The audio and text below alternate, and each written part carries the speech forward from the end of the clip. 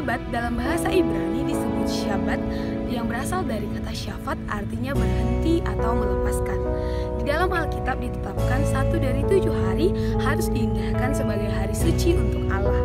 Terdapat 5 teori yang menjelaskan mengenai asal-usul kata Sabat dalam Perjanjian Lama. Teori yang pertama ialah teori penciptaan. Bandingkan Kejadian 2 ayat 2-3. Dalam teori ini diyakini bahwa Sabat merupakan hari ketujuh, yakni hari peristirahatan Allah. Allah melakukan pekerjaannya selama 6 hari, kemudian ia berhenti pada hari yang ketujuh. Ia beristirahat dan memberkati hari itu serta menguduskannya. Teori yang kedua ialah teori perjanjian. Bandingkan Keluaran 31 ayat 17. Dalam teori ini diyakini bahwa Sabat merupakan tanda perjanjian antara Allah dengan manusia. Teori yang ketiga ialah teori yang mengatakan bahwa Sabat mulai dikenal dan dirayakan setelah masa pendudukan Kanaan. Pada masa ini, kehidupan sosial ekonomi mulai dirasakan. Orang-orang mulai berhenti dalam pekerjaannya dan pasar mulai berhenti.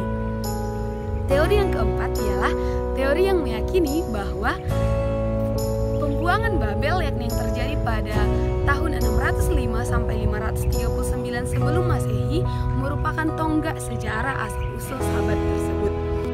Teori yang terakhir, yakni teori yang kelima, ialah teori yang mengatakan bahwa Keluaran 16 ayat 22 sampai 30 merupakan asal-usul Sabat.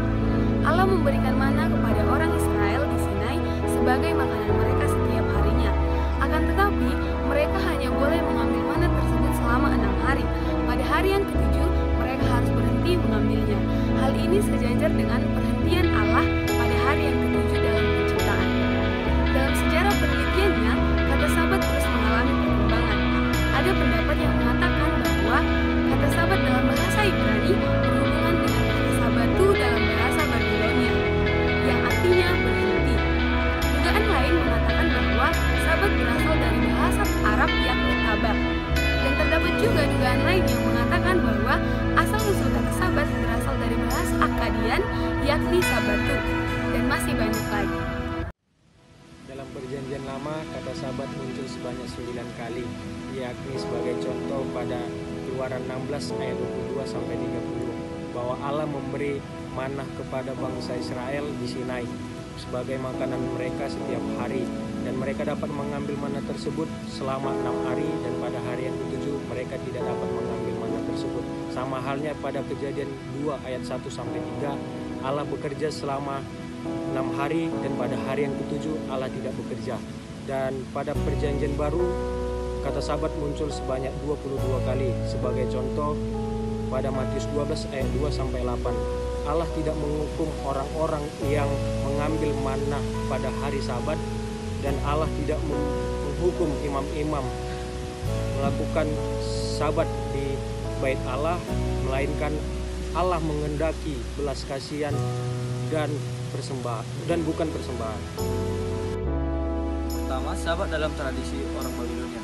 Dalam tradisi orang Babilonia sendiri, Sabat disebut sebagai hari keagamaan yang khusus di mana mereka berkumpul dalam bait suci untuk merayakan. Yang kedua, Sabat dalam tradisi orang Keni. Dalam tradisi orang Keni, mereka merayakan hari Sabat pada hari raya pengeluaran pertama dari hasil penuaian gandum dan pengumpulan hasil makanan dalam pergantian tahun. Yang ketiga, Sabat dalam tradisi orang Farisi.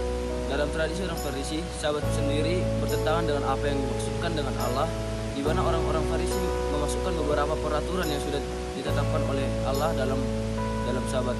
Dan oleh karena itu, orang-orang Farisi memburu Yesus karena Yesus tidak dapat menyesuaikan diri dengan adat mereka mengenai hari Sabat.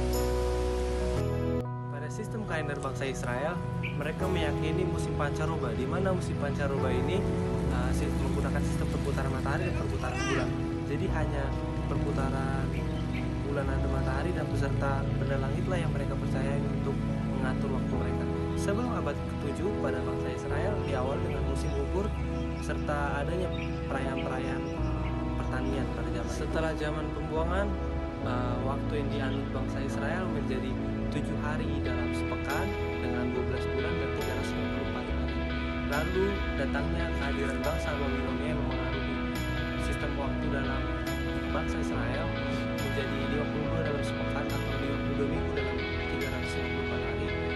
menjadi 384 hari dan 13 bulan. Itu disebut dengan tahun kabisat, di mana tahun kabisat ini terjadi setiap 3 tahun. Jadi pada bangsa Israel ini bergantung kepada atau diawali dengan musim gugur dan musim semi, karena setiap pergantian bulan itu mempengaruhi setiap pergantian hari.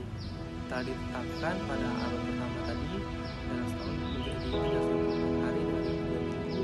Lalu pada setiap bulan purnama, pada pertengahan bulan dan setiap awal bulan itu terjadi perayaan-perayaan pertanian atau perayaan-perayaan. Saat ini tidak melakukan pekerjaan pada hari Sabat sangatlah sulit. Namun perlu dipahami, pada hari Sabat kita harus melakukan pekerjaan baik dan meningkatkan spiritualitas untuk beribadah pada Allah. Hal ini dipengaruhi oleh beberapa faktor. 1. Keadaan ekonomi. Manusia bekerja pada hari Sabat karena kekurangan ekonomi. 2. Tidak mengerti tentang apa hari Sabat. Manusia tidak mengerti tentang apa hari Sabat karena kurangnya pendidikan atau tidak kepedulian. Sekian video presentasi dari kelompok kami mengucapkan Terima kasih, thank you. Kamsahamnida. Matur nuwun. Gate.